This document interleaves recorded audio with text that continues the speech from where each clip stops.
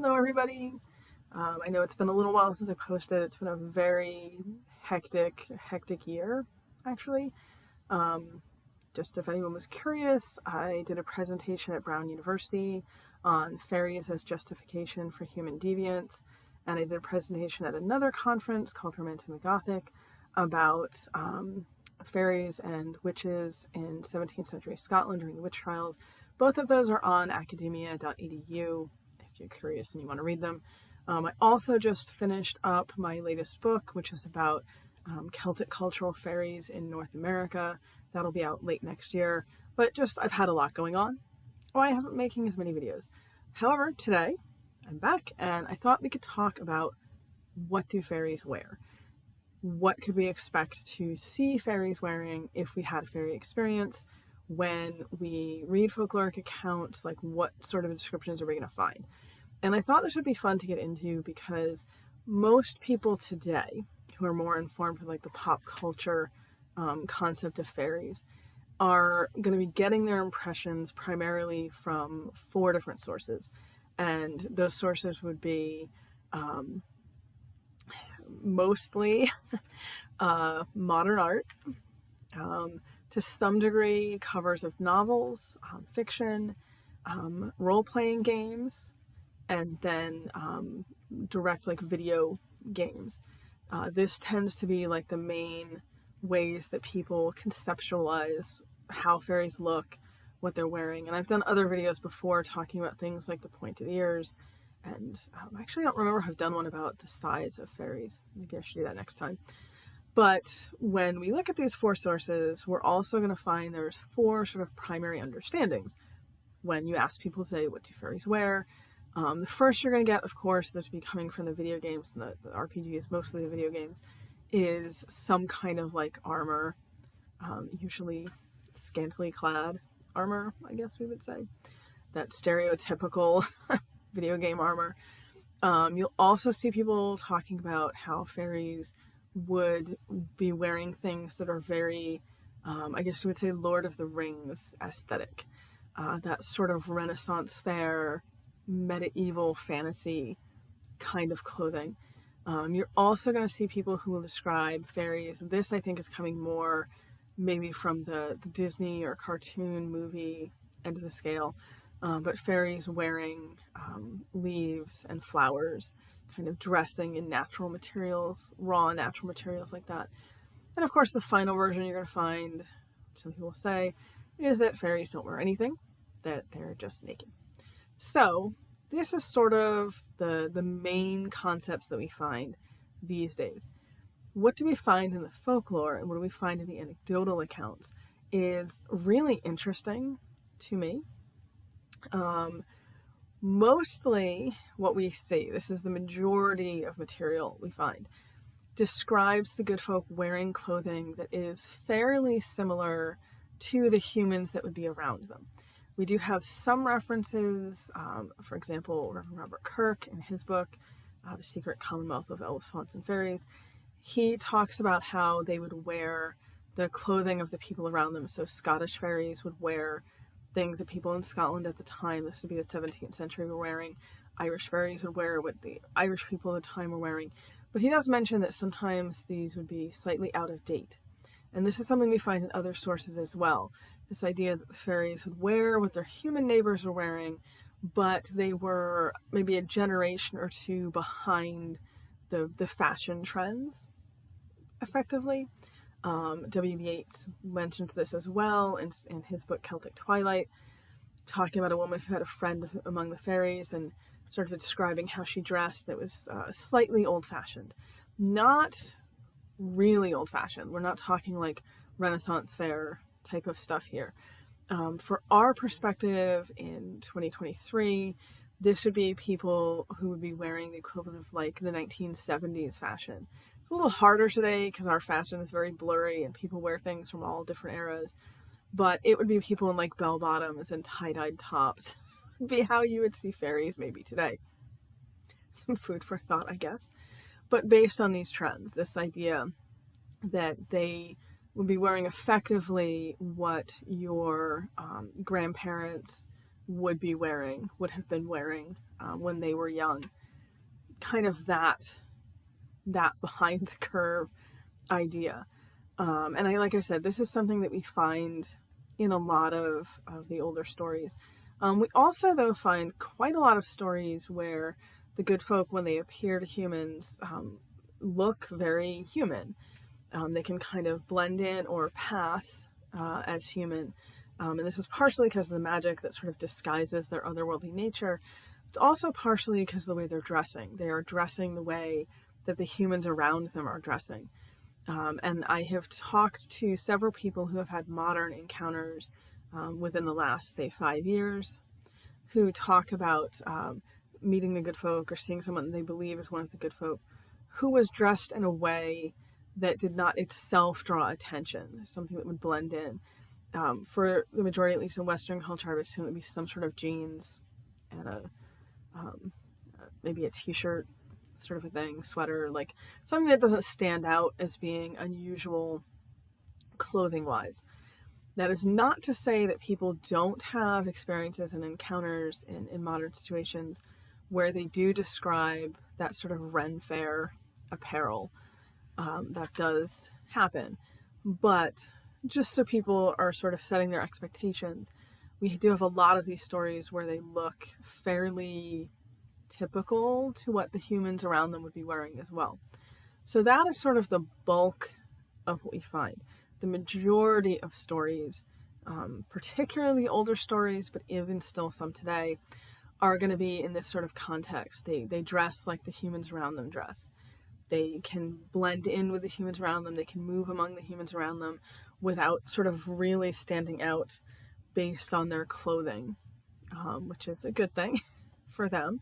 Kind of would defeat the purpose if they're trying to blend in with the humans and they're in like a ball gown, for example, depending on where they are, I suppose.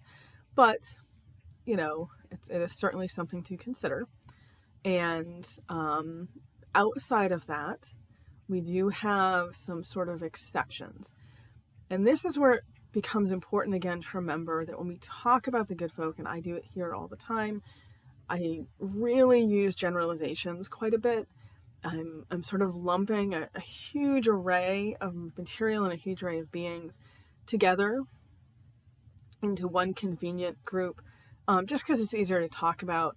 If we talk about them all individually, there's just too many and it's too much, and the videos would all be like 6 hours long, and I don't think anyone wants that. So I do tend to generalize, and this is, of course, the general is that they would wear fairly human-like clothing.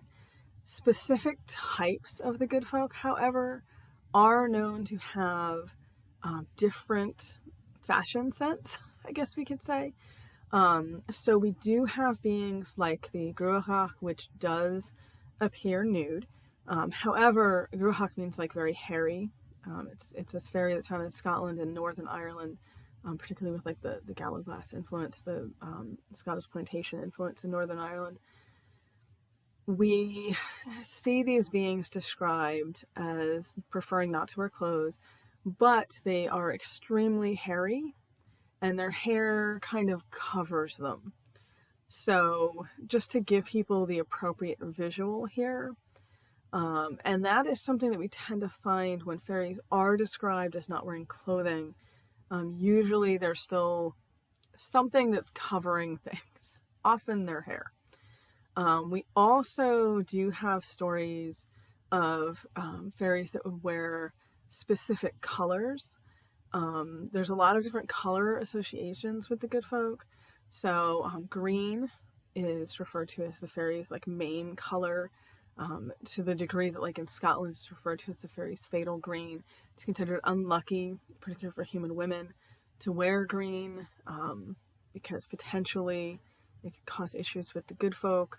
It's kind of an older belief. I don't think people as much believe that today, but historically, previously, the idea that you would see fairies and they'd be wearing green is pretty common. Red is another significant color. Interestingly, leprechauns were originally said to wear red in the older, not the original mythology, which is a whole different topic, because leprechaun stories go back quite a ways. but going back like 150, 200 years to the more modern incarnation of the leprechaun, they initially were said to wear red, and then that's transitioned, I think, much more recently into green. We see stories of the Maxim Mara, the sea maidens, who would have to wear a red hat, sometimes a red hat with a feather, in order to come on land. We see stories of the banshee, dressed in different colors, often white, but usually, in many of the stories at least, wearing red shoes. Red just seems to be this color that's very associated with the otherworld. It's particularly associated with the more dangerous beings of the otherworld, not exclusively, but usually, if one of the good folk has red about them, somewhere is wearing red, it is a little bit of a warning that they're probably not one of the safer ones to deal with. We have multiple stories about the good folk being both either, I should say both, either very colorfully dressed, like all the colors, very festive, or very monochromatic. So we have references to like one of the good folk who was referred to as the blue man because he always wore blue. We have references to stories of the good folk appearing in groups where one group would wear red, another would wear yellow, another would wear blue, and so on. So those are just sort of a bit of a tangent, but some things to keep in mind when it comes to what the good folk are wearing, that we do have some stories that associate them with these particular colors. White is another one you will sometimes see. That tends to be associated more with these sort of fateful female fairies or spirits, the banshee, which I mentioned. There's stories in England about a woman in white, who many people feel is a fairy. So colors can also be kind of significant. We don't really see a lot of older folklore about the good folk wearing plants, leaves and such. The only one that I can really think of is the Scottish Gilly-dhu, which is, it translates to like dark servant, but dark as in hair. So this would be like black or dark brown hair, looking like a young man otherwise. And this particular spirit is an interesting one because his stories originally were extremely focused on one particular forest and one particular place. And there's been a lot of speculation by folklorists that the stories might have been based on an actual person who was kind of living as a hermit. It's really spread in folklore since then. But the Gilly-dhu is kind of described in the stories, and some of the later stories, as dressing in leaves and moss and that sort of thing. But that's kind of an exception. We don't really see that a lot, at least not that I can think of, in the bulk of the folklore. It's really more this idea that the majority of the good folk, even the ones that are kind of more dangerous out in the wild, in the forest and all that, are going to be wearing clothing that is very similar to human clothing. So like the Bavanshi, for example, the Bavanshi is a Scottish female fairy who likes to seduce men who are out hunting in the forest and then kills them. By some accounts, drinks their blood. That's a little unclear in the original folklore, but that's kind of how it's understood in the more modern terms. Definitely kills them though. And she is often described wearing a green dress. Again, that idea of the fairies with green. A green dress. She is said sometimes to have legs or feet like a deer, which is why she wears this long dress to kind of cover that. But the concept here is just that this is a being who, for the most part, looks very much like a human woman. That's how she succeeds in seducing her target, is she looks very normal otherwise, and wears this long green dress. We see something similar with the Glaste, which is another Scottish type of fairy, female fairy, who some people have compared her a little bit to the Bavanshi.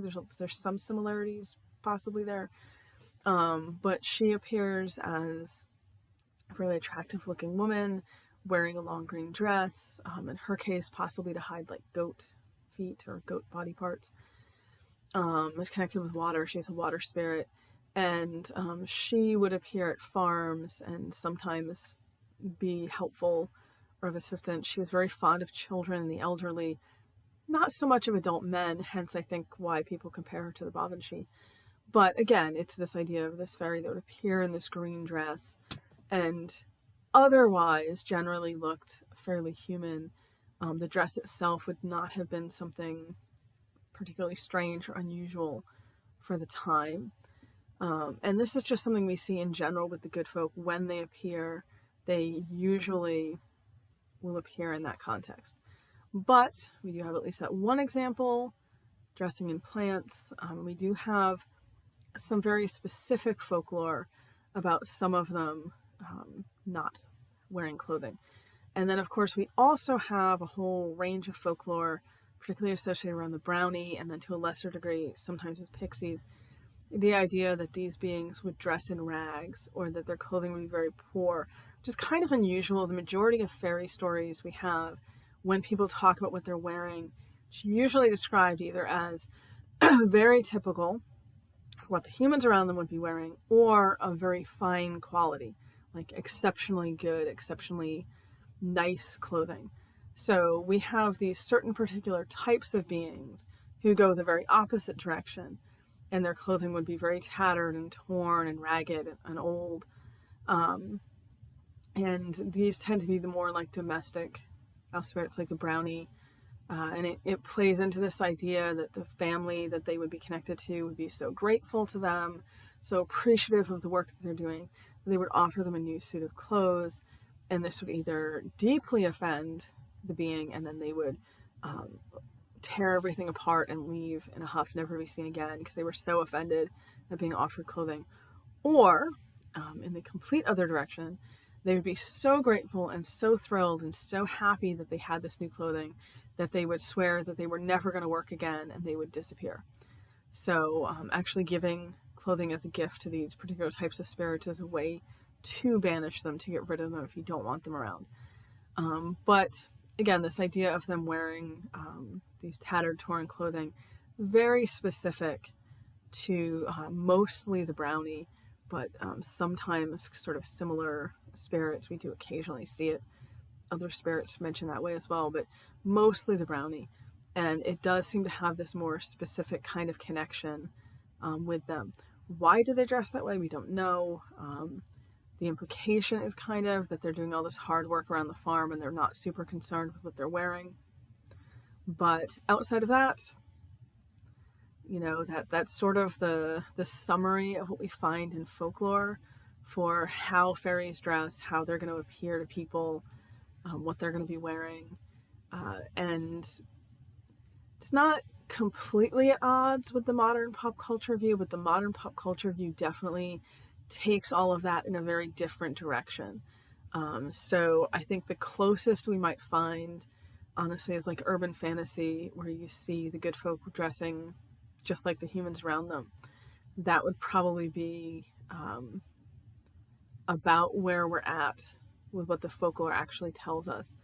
The idea that they dress in leaves and natural materials.